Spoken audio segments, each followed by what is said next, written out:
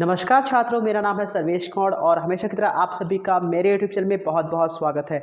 छात्रों, आज इस वीडियो में हम लोग जो है यूपी बोर्ड 2024 परीक्षा से संबंधित जो है विज्ञान विषय में कुछ आंकिक प्रश्नों को जो है हल करेंगे और ये प्रश्न जो हैं काफ़ी ज़्यादा महत्वपूर्ण साबित हो सकते हैं आपके आने वाले परीक्षा में।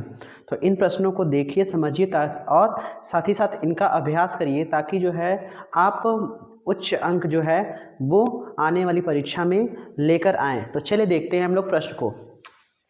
देखिए, प्रश्न दिया है 2 ओम 3 ओम 4 ओम के प्रतिरोधों को समांतर क्रम में रखा गया है।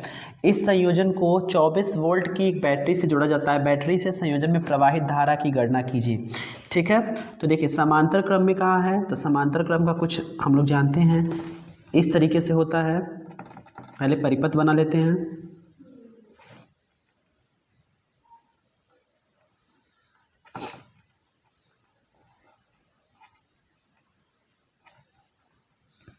देखिए, ये कुछ परिपथ है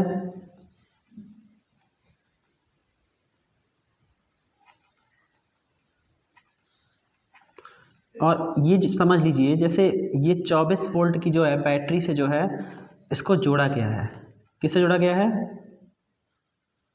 24 वोल्ट की बैटरी से। ये देखिए 2 ओम है और ये 3 ओम और ये हमारा 4 ओम है। ठीक है, तो देखिए यहाँ लिखेंगे, हम लोग लिखेंगे R1 is equal to 2 ohm, R2 is equal to 3 ohm and R3 is equal to 4 ohm. अब चूंकि ये समांतर क्रम में है, चूंकि प्रतिरोधों को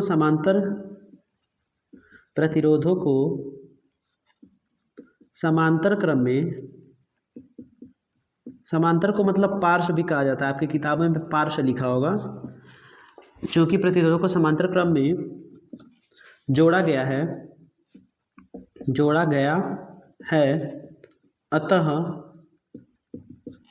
तुल्य प्रतिरोध, क्या निकालेंगे हम लोग? तुल्य प्रतिरोध।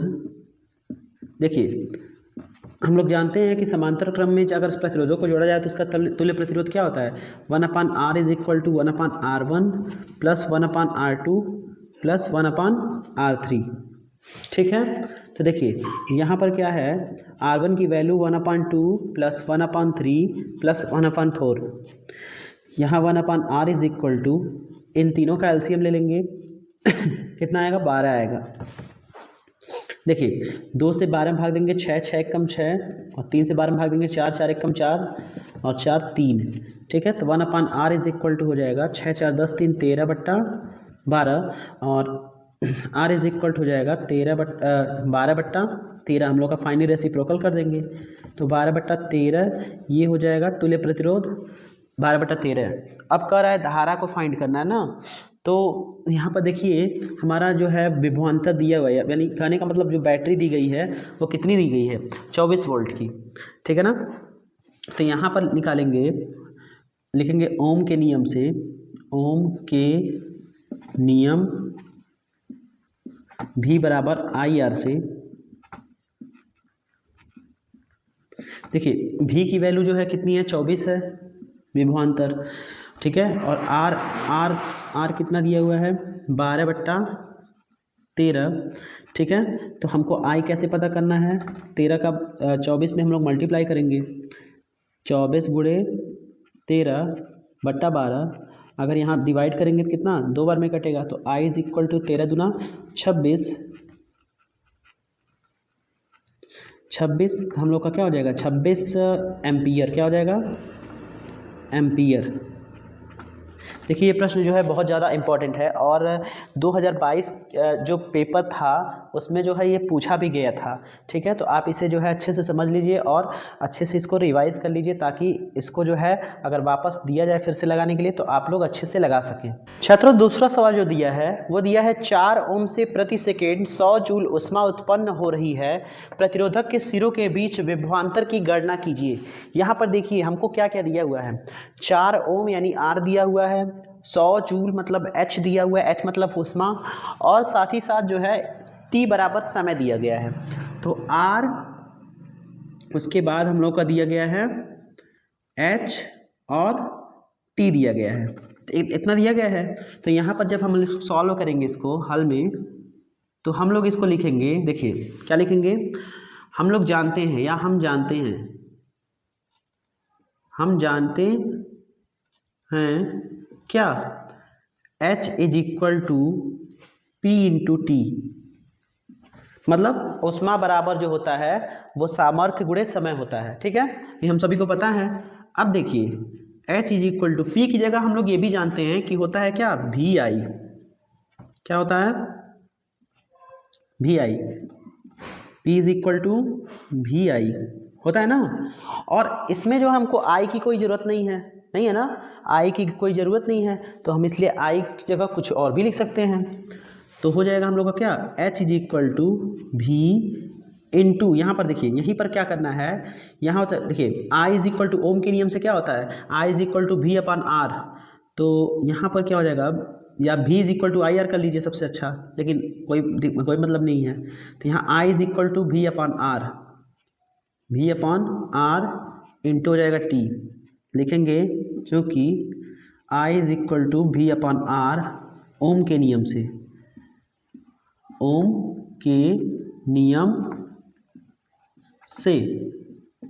ठीक है।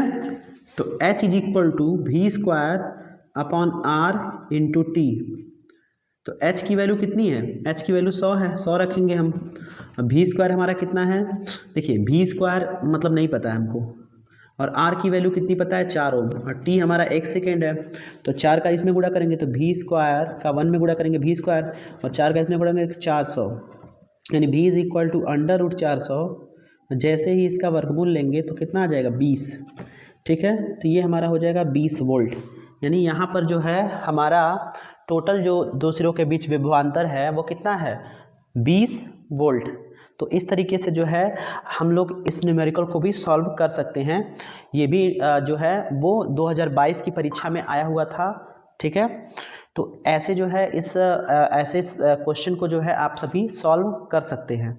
छात्रों, तीसरा क्वेश्चन है, एक अवतल दर्पण से 10 सेंटीमीटर की दूरी पर वस्तु स्थित है। यदि दर्पण से आभासी प्रतिबिंब 20 सेंटीमीटर की दूरी पर बनता हो तो दर्पण की त्रिज्या क्या होगी।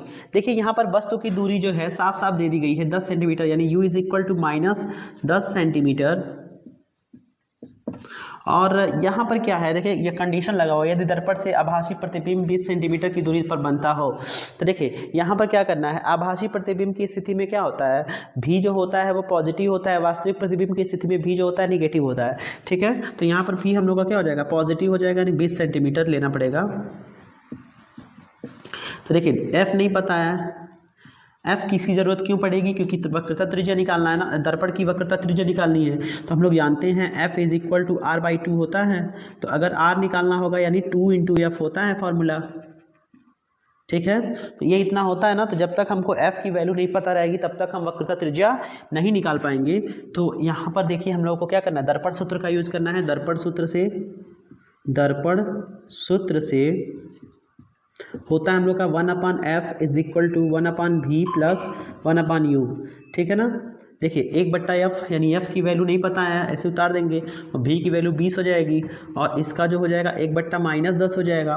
तो 1/f बराबर हो जाएगा 1/20, ये हो जाएगा -10, और हम लोग क्या करेंगे, 1/f लौसा लेंगे इसका, तो ये 1 और ये हो जाएगा -2, ठीक है। तो 1/f इज इक्वल टू घटा देंगे -1/20, और f इज इक्वल टू -20 आ गया, कितना आ गया, -20। अब यहाँ पर क्या करना है, देखिए फोकस दूरी -20 आ गई है, तो लिखेंगे अतः दर्पण की वक्रता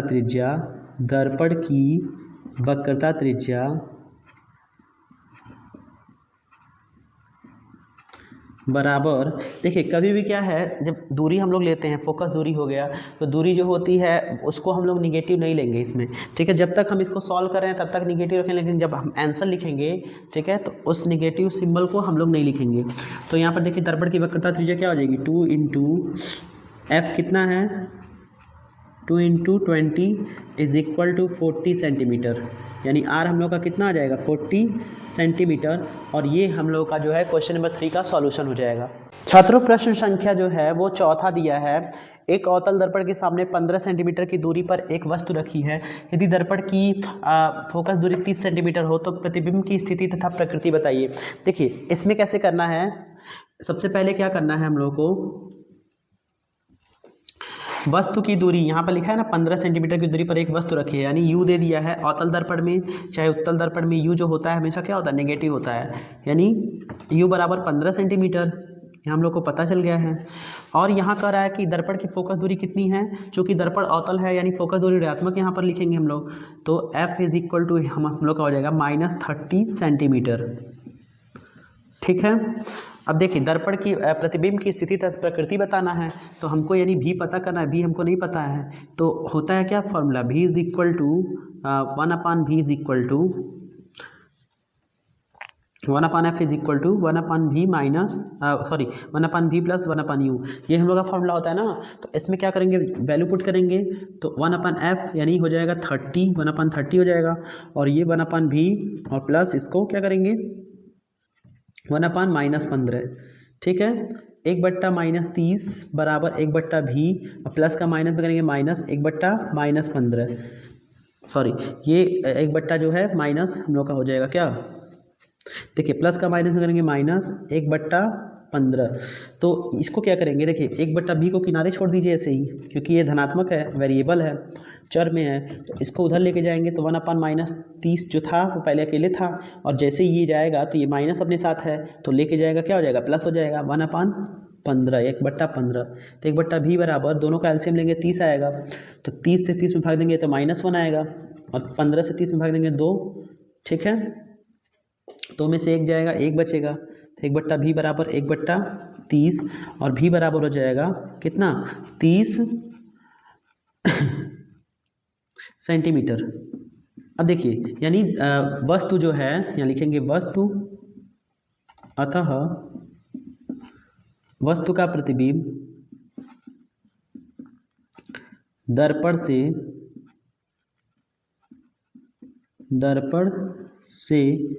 30 सेंटीमीटर दूर प्रतिबिंब से वस्तु से बड़ा,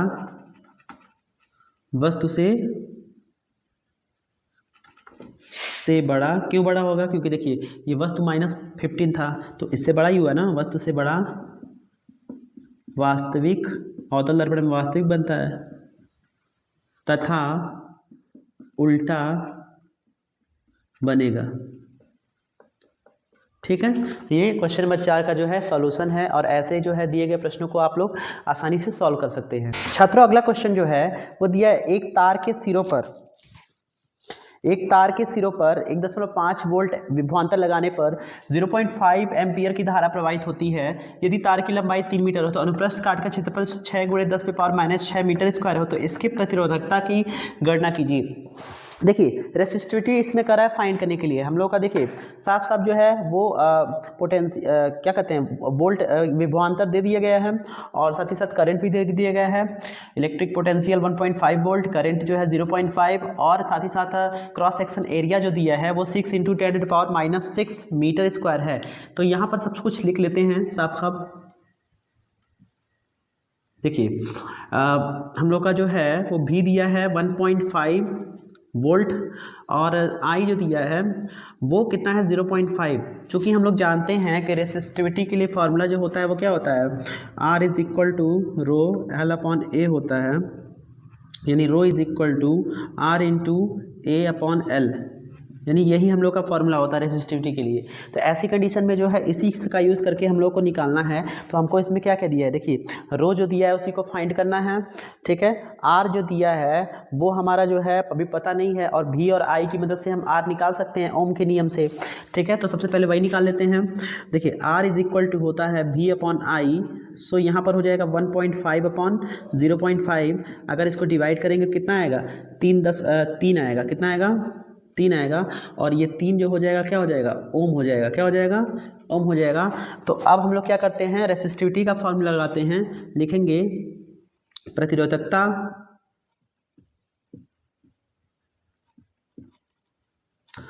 रो is equal to R into A upon L.